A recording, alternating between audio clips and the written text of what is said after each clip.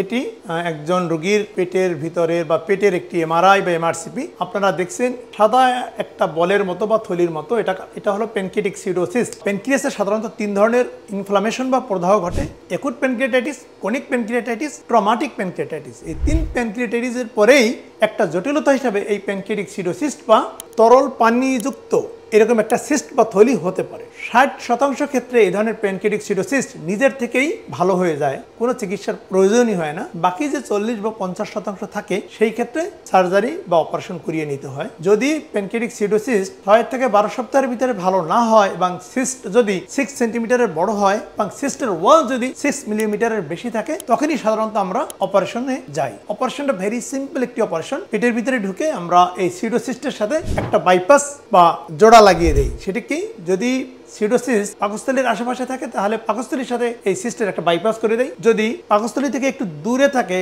অর্থাৎ খাদ্যনালী বা ক্ষুদ্রান্তের কাছাকাছি, তখন ক্ষুদ্রান্তের সাথে একটা বাইপাস করে দেয়। তাহলেই রোগী ইজিলি এই প্যানক্রিয়াটিক সিডোসিস্ট থেকে মুক্ত হয়ে সম্পূর্ণ সুস্থ হয়ে যান। আশা করছি আপনারা প্যানক্রিয়াটিক সিডোসিস্ট নিয়ে খুব সহজেই বুঝতে পেরেছেন। তবে এই ধরনের সার্জারি বা চিকিৎসার পরে রোগীদের সাধারণত বিড়ি, সিগারেট, তামাক, জর্দা বা অ্যালকোহল থেকে সম্পূর্ণ দূরে থাকতে হবে এবং যতটা সম্ভব তৈলাক্ত বা কোলেস্টেরল যুক্ত খাবার পরিহার করতে হবে। ভালো থাকুন। আল্লাহ হাফেজ।